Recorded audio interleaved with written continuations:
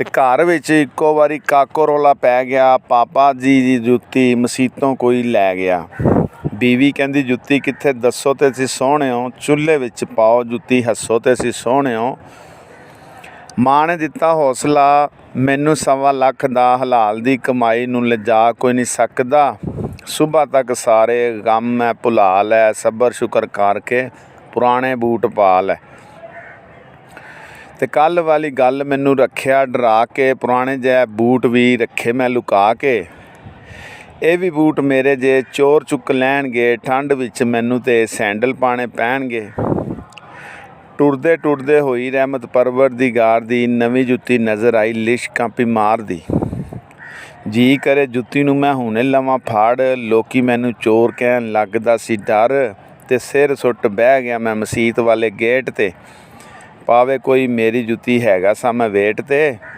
ਜੁੱਤੀ ਮੇਰੀ ਪਾ ਕੇ ਆਇਆ ਇੱਕ ਬੰਦਾ, ਮੇਰੇ ਤੋਂ ਜਵਾਨ ਸੀ ਮੈਂ ਕਿਵੇਂ ਲੈਂਦਾ ਪੰਗਾ। ਤੇ ਡਰਦੇ ਡਰਦੇ ਦਿੱਤੀ ਉਹਨੂੰ ਮੈਂ ਸਦਾ ਜੀ, ਜੁੱਤੀ ਜਿਹੜੀ ਪਾਈ ਜੇ ਉਹ ਤੁਹਾਡੀ ਹੈ ਭਰਾ ਜੀ। ਬੰਦਾ ਉਹ ਖੁਦਾ ਦਾ ਕਹਿੰਦਾ ਮੈਨੂੰ ਖੁੱਲ੍ਹ ਡੁੱਲ ਕੇ, ਤੁਹਾਡੀ ਜੁੱਤੀ ਪਾ ਗਿਆ ਸਾਂ ਮੈਂ ਕੱਲ੍ਹ ਭੁੱਲ ਕੇ।